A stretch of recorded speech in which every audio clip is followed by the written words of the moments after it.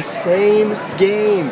They were hammering us. They had two pitchers that were carving us up the whole night, and Sean Ochinko hit a grand slam in the bottom of the 8th inning to win the game for us. I remember the Advocate did an article after we won the national championship, and they listed like the 10 most memorable games of the year. I think Mississippi Valley State was like number 8. And I told the players that, you know, it never goes according to script. First of all, let me say this, okay, very sincerely.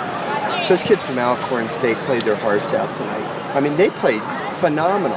They hammered 16 hits, and they made every play imaginable out there, it seemed. And I mean, you know, they just played their hearts out. And I just got to tip my hat to Barrett Ray, their coach, and their players. We weren't doing anything wrong. They were just playing lights out and put us in a big hole. We were pretty lucky. It was only 6-1. It could have been worse.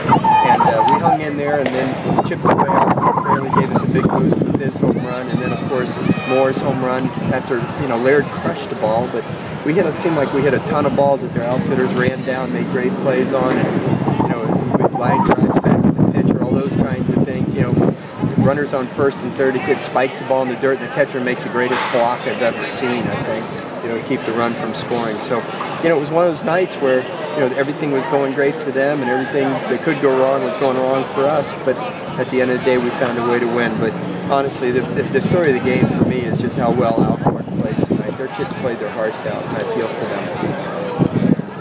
Okay. Does this go from a game that could have really hurt momentum to one that really builds momentum?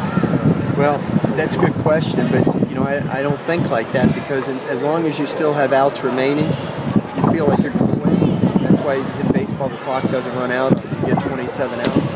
And I felt that if we could just chip away and hold them and chip away, that we could win the game late. And, you know, we did. So, you know, I said to Alan Dunn, with the exception of the fact that we gave up 16 hits and, you know, they banged, you know, some of our pitchers all around the ballpark, it was probably better for us to have this kind of a game than a 20-1 game leading into the weekend.